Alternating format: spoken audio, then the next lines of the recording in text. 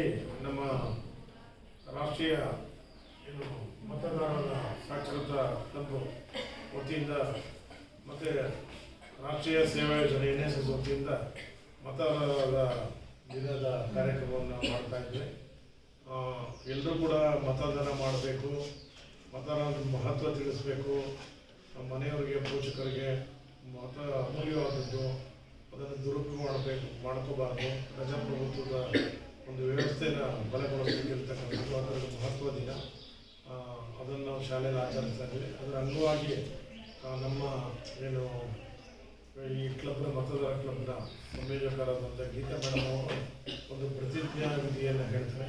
ನಾವೆಲ್ಲರೂ ಅದನ್ನು ಗೆದ್ದು ನಿಂತು ಸ್ವೇಚ್ಛಾಚಾರಿ ಅದನ್ನು ಪಾಲಿಸಬೇಕು. ಮುಂದೆ ಬನ್ನಿ.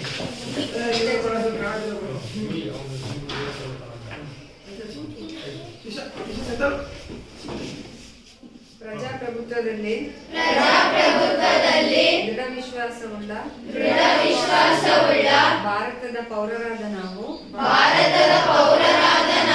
ನಮ್ಮ ದೇಶದ ಪ್ರಜಾಸತ್ತಾತ್ಮಕ ಸಂಪ್ರದಾಯಗಳು ಮತ್ತು ಮುಕ್ತ ನ್ಯಾಯಸಮ್ಮತ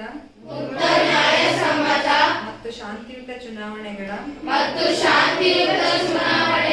ಘನತೆಯನ್ನು ಎತ್ತಿ ಹಿಡಿಯುತ್ತೇವೆಂದು